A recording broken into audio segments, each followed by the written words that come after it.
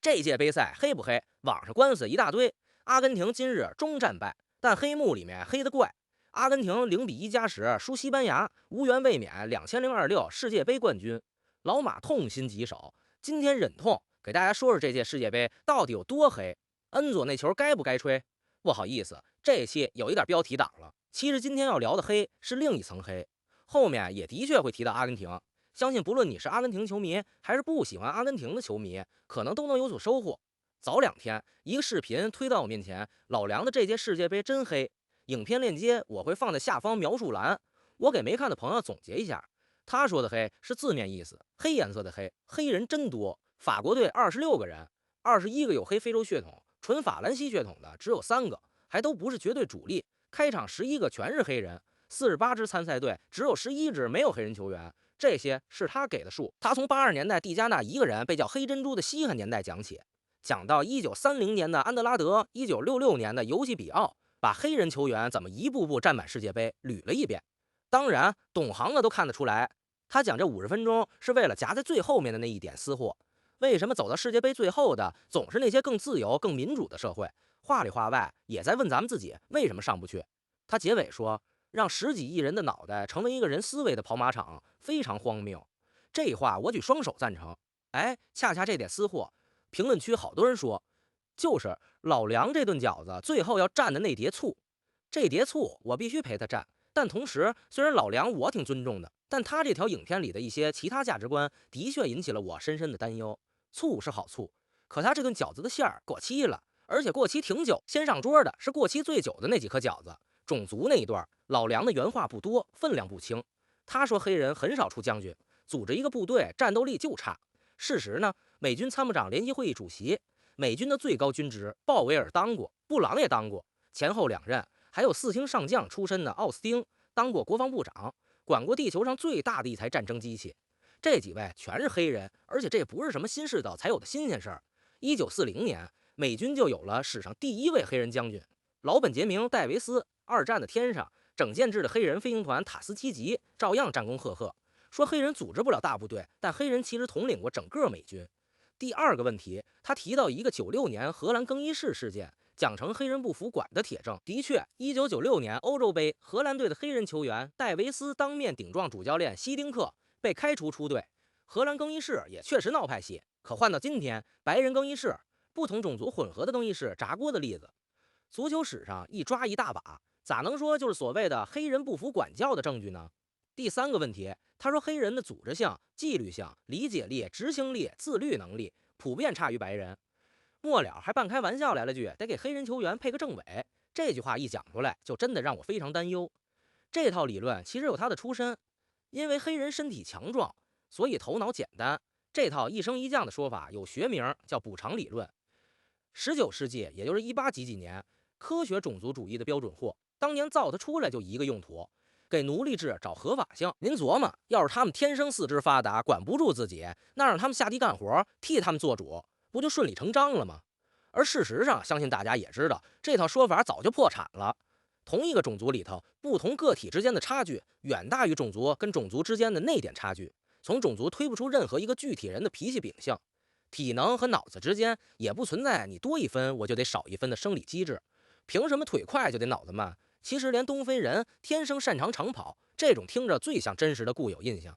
細扒下去，也只不過是肯尼亞、埃塞俄比亞幾個特定高原社群的現象，壓根兒不是什麼黑人的屬性。當然，老梁自己補充了一段，意思是你反過來講，黑人講個性，不愛服從，不願意當奴才，這不就變成正面的了嗎？所以這不叫歧視。還是那句話。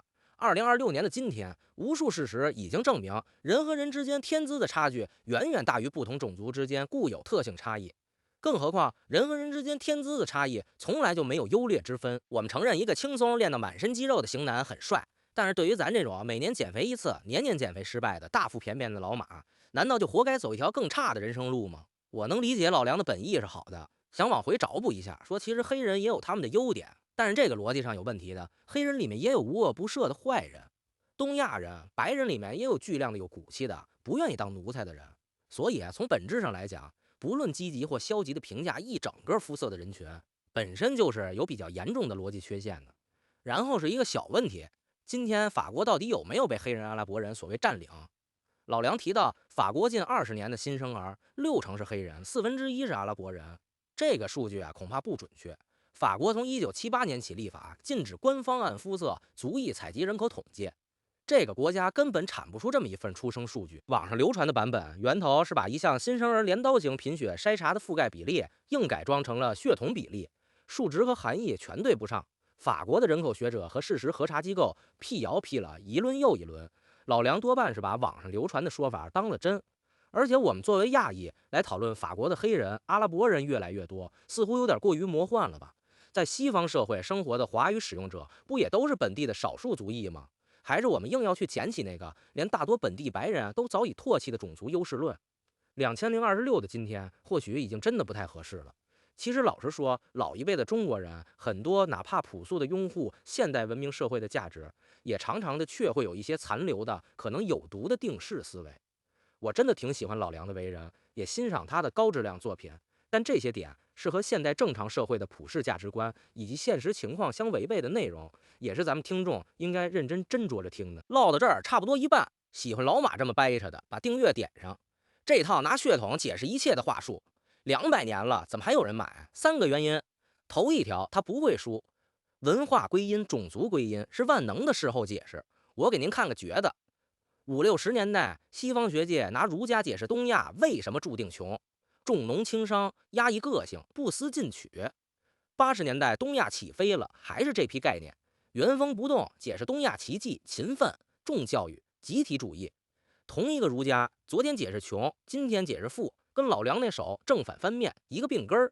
第二條，歸因到種族是不用力的，我們成功是文化優越，他們失敗是劣根性。這話誰聽誰都能聽懂，順着人心長的東西傳播從來不愁。第三條，最要害，他賣的是免責，歸因給制度是要幹活的，得改制度，得認責任。歸因給血統，歸因給歷史，歸因給自古以來，只需要搖頭嘆氣就好了。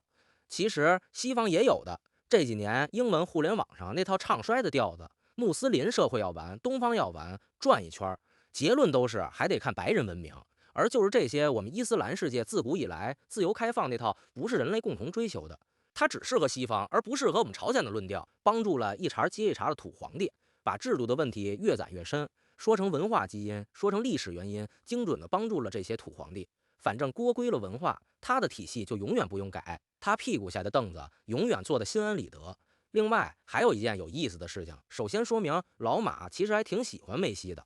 我在這之前其實真不知道阿根廷隊裡面的這些有毒的文化，但是當了解到下面的這個情況以後，看到本次世界杯西班牙戰勝阿根廷，我其實有點淡淡的高興的。這事兒我剛在一隻土撥鼠的頻道裡刷的，原片鏈接也在下方。他在北美大廠上班，發現全公司幾乎沒人支持阿根廷，一問南美同事才問出個所以然。老馬以前視頻裡面的可能說過，我一直是個賽博小老闆，工作都在線上，客戶員工基本不會線下見面。雖然的確在多個西方國家生活了很多年，但是和西方的哪個國家我沒去過，本地人的深度鏈接並不多，所以你能理解。當老馬我看到以下這個消息，和大部分主要或者僅接受中文信息源的觀眾一樣，也是極度震驚的。於是馬上去查了相關的事情。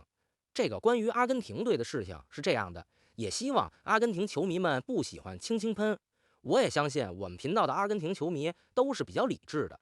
2024年美洲杯奪冠後，阿根廷隊大巴慶祝，中場恩佐·費爾南德斯開了直播，直播裡一幫球員唱了一首衝法國隊去的種族主義的歌。那歌不新，2022年世界杯決賽阿根廷贏了法國之後，就在他們球迷嘴裡傳。但是第一次阿根廷國家隊球員自己開直播唱，歌詞我給您翻譯個大概，哥聽着都把話傳開。他們給法國踢球，可他們全是安哥拉來的，他們跑的倒是挺快。他媽媽是尼日利亞人，他爸爸是喀麥隆人。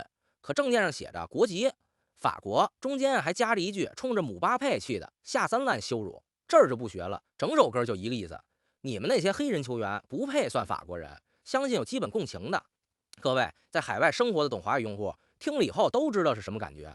後續法國足協第一時間抗議種族主義歧視性言論，正式告到國際足聯。當然國際足聯回應查。這一查，快2年，到今天没有一個公開的結論。俱樂部那頭，切爾西走了個內部程序，恩佐公開道歉，私下道歉，捐了筆反歧視的款，程序關閉，沒有禁賽。他的法國隊友福法納也說，這是毫無顧忌的種族主義。幾個法國籍隊友公開割席。在阿根廷國內，體育副部長加羅就說了句：“梅西和足協應該道個歉。”第二天，總統府直接把他免職，理由是沒有哪個政府能教世界冠軍該想什麼說什麼。還沒完，副總統比亞羅埃爾親自下場發帖力挺，沒有哪個殖民主義國家能拿一句看台歌謠嚇唬我們。夠了，虛偽的人們！好家伙，咋又被扯成殖民問題了？歷史上侵略過我們，可事情不是你們部分阿根廷國家隊在公開歧视黑人嗎？因為這些黑人球员的國籍是歷史上開展過殖民活動的法國，所以你們公開直播对他們丟出種族主義言論就是歐凱的。老馬只覺得似曾相識，但是咱文化不高，邏輯不通，真的不懂，哈哈。当然，其實這不是阿根廷隊的一時失足，他早就有案底。國際足聯的罰單，阿根廷足協這些年領了一摞。2018年世預賽，球迷歧視性歌謠，罰款；2018年世界杯正賽對克羅地亞，又是歧視性辱罵，罰10.5萬瑞士法郎。到這屆世界杯的預選賽，主场對哥倫比亞，看台上的種族主義辱罵，再罰12萬瑞士法郎。俱樂部層面更熱鬧，這幾年南美解放者杯、河床、博卡這些阿根廷豪門的球迷，反覆衝着巴西球迷喊種族髒話，做種族主義手勢。南美足聯被逼得專門修章程，加重罰則。一張張罰單釘在那兒啊！這股風氣早已不是1天2天了。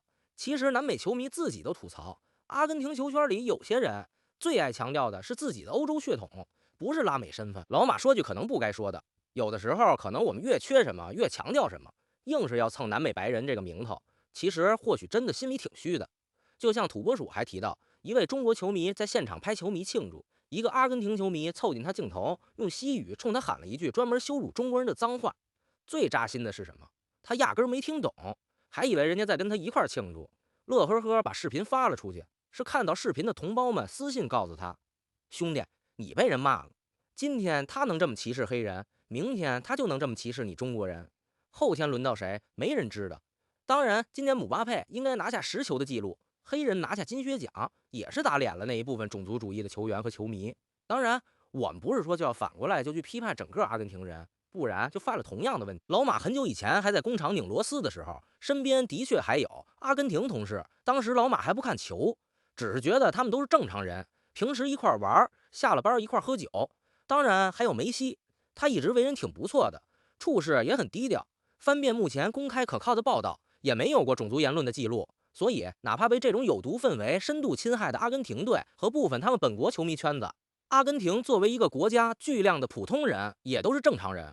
上面提到過的那些过时的理論，黑人都怎麼樣，白人都怎麼樣，東亞人都怎麼樣，本身就完全沒有任何邏輯。